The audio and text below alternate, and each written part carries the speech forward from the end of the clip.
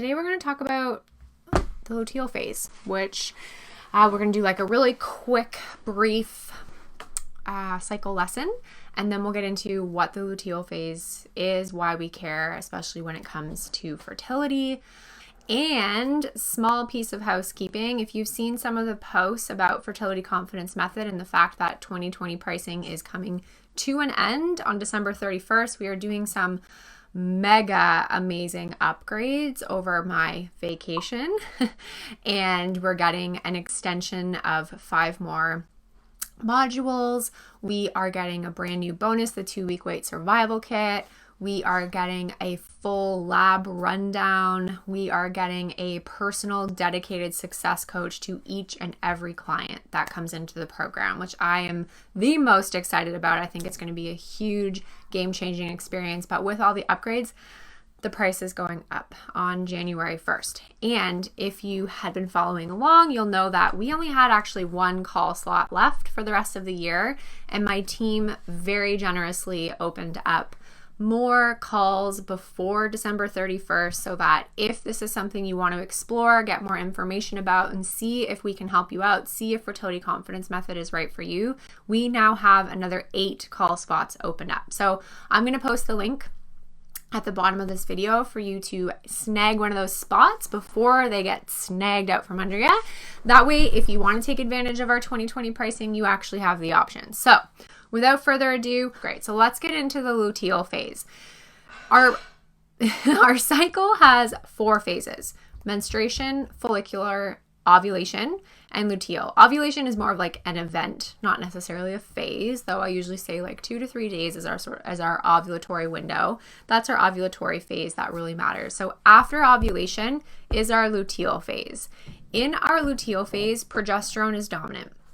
So what happens when we ovulate? The shell of the egg forms the corpus luteum. The corpus luteum makes progesterone, and it's progesterone that either keeps us pregnant, helps us get pregnant, makes all of the signals and environment juicy for pregnancy, or if pregnancy hasn't occurred, it's the decline of progesterone that actually triggers menstruation again. So what progesterone does in the luteal phase, how high it gets, how quickly it falls, all of these things are small nuances that really matter when it comes to trying to conceive. And this is where cycle tracking can make a really big difference beyond OPKs. OPKs are not a given. If you get a positive OPK, it doesn't actually necessarily mean that you ovulated. It's a pretty good chance, but it's not for sure. So this is where basal body temperature tracking, or BBT, can actually come in and confirm ovulation. But beyond that, we can actually deduce what might be going on with your progesterone based on your BBT temperatures in your luteal phase. So not only are we getting visual confirmation that that you did ovulate and release an egg and your body is now making progesterone, and we only make progesterone from ovulation minus like a very small amount from our adrenals, very, very minor, not a lot. We make all of our progesterone from ovulation. So if your temps are going up, that's when progesterone is being produced. And if we can see a very good temp shift, we can see a good steady state, and we see, a 12 to 16 day luteal phase, we know that your progesterone is likely doing what it should be. Again, it's never a guarantee. We still want to do blood work, but it's a really good representation every single month for you to see what's happening in your cycle without having to do blood work every single month. If you're working with a fertility clinic, they're probably just putting you on progesterone instead of actually checking, which is totally fine. And if you're trying naturally, or if you're outside of the fertility clinic, or maybe you're doing a medicated timed intercourse and you're not being monitored, you're not using progesterone, doing your BBT can actually really help. Let's talk about what a healthy luteal phase looks like. So we learn in school or in the textbooks that our cycle should be 28 days, which maybe 5 to 15% of women in the entire world have a cycle that's 28 days. It's not necessary.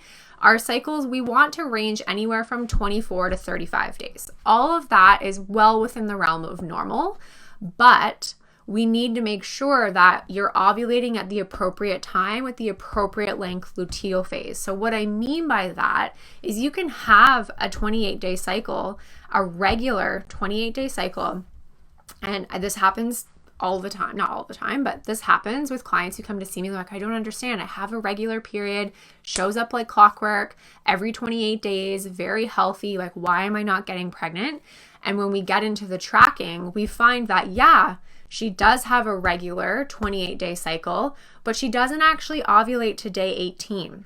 So it's only leaving her with a 10-day luteal phase. And that's just simply not long enough when you're trying to conceive. If you're not trying to get pregnant, it's not the end of the world. If you are, it is. Because it takes about 10 days for that embryo to actually implant. And if your body's already triggering menstruation around 7 to 8 days post-ovulation because your body's saying, nothing here, time to get ready to shed, your progesterone starts to drop, the signals aren't being sent to stop that process from happening because the embryo might be present but doesn't have enough time to do what it needs to do to send the signals. So a regular 28-day cycle sure looks good on paper, but if you're not ovulating at the right time, if you don't have a healthy length luteal phase, this will be a roadblock in your TTC journey. So this is where testing and temping can really help you actually narrow down that fertile window if you aren't already doing those things. And from a healthy luteal phase perspective, we learned that 14 days is the average. So you ovulate and then 14 days later you get your period. Again, this isn't the same for everybody. Yes, 14 days is ideal, but anywhere from 12 to 16 days actually is well within the realm of normal and completely possible to get pregnant with. For 12 days, 11, I'm getting a little bit, I'm concerned. At 11, at 12, I'm like, possible. I've seen it happen. We can make this work. I apologize if you hear my daughter. We can make this work. 13, I'm totally cool with. 14, I'm like, thank goodness. And if you're one of the very rare, but it does happen, people, a 15 and 16 day luteal phase is also very normal. So it's she's distracting me now. It's, a bit more of a mind game when you have a 15, 16 day luteal phase when you're trying to conceive, because obviously if you go past that 14 day and you're using an app, your app's going to tell you your period was expected and you might test, it might be negative, but well within the realm of normal for you to actually go to 16 days. If you are temping and you're not tracking, if you get to an 18-day luteal phase and you haven't tested, 18 days usually confirms pregnancy. So we can use temping as well. Most of the women I work with will have definitely tested by 18 days, but you never know. So we're looking for a luteal phase of 12 to 16 days ideally.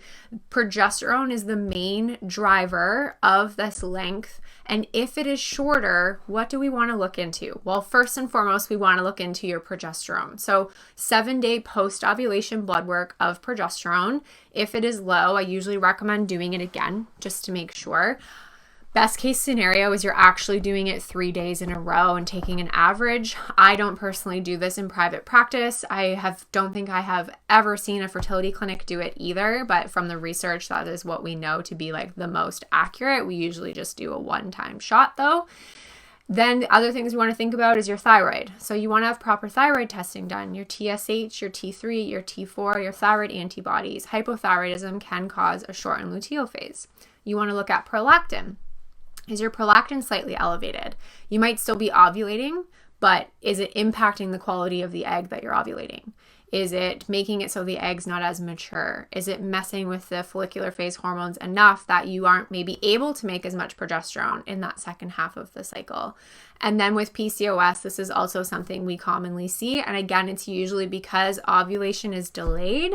When ovulation is delayed, the egg quality, the maturation of that egg that is finally being released might not actually be of the best quality. And so because of that, remember, it's the shell of the egg that makes progesterone. If it's not well and healthy, it's not going to be able to do its job.